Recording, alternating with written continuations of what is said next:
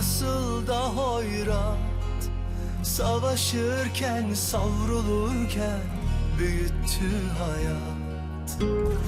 Ben sensiz yapayalnızdım, suyum oldu, aşım oldu ama aşksızdım. Bir vurgundu geçtiğim yollar, düşe kalka yaşanırmış öğretir yıllar. Ben sensiz her şeye sustum, koca dünya dönüyordu, içinde yoktum.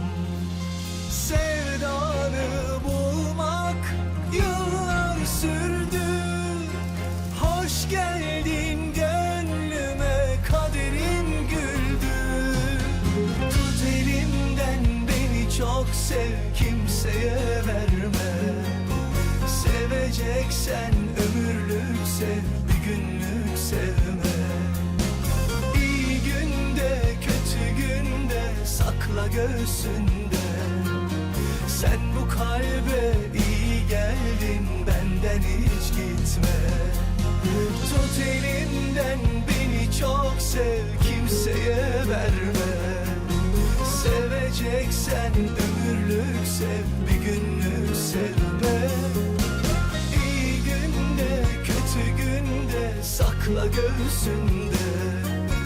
Sen bu kalbe iyi geldin, benden hiç gitme.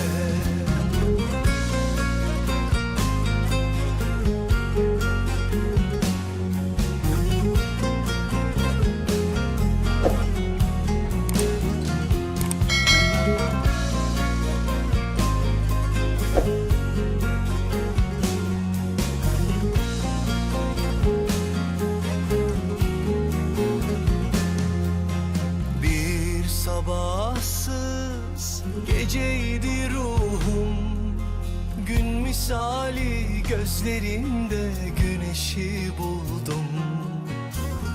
Bir dertli rüzgardım estim, umudum sen, huzurum sen, yeniden doğdum.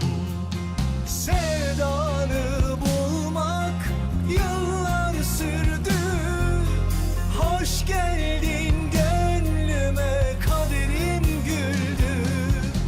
Tut elimden beni çok sev, kimseye verme.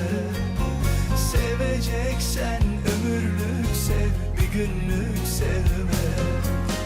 İyi günde kötü günde sakla göğsünde. Sen bu kalbe iyi geldin, benden hiç gitme. Tut elimden beni çok sev, kimseye verme.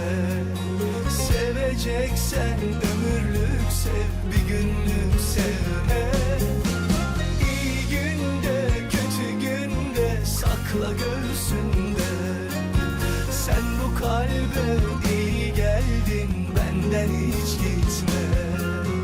Sen bu kalbe iyi geldin, benden hiç gitme.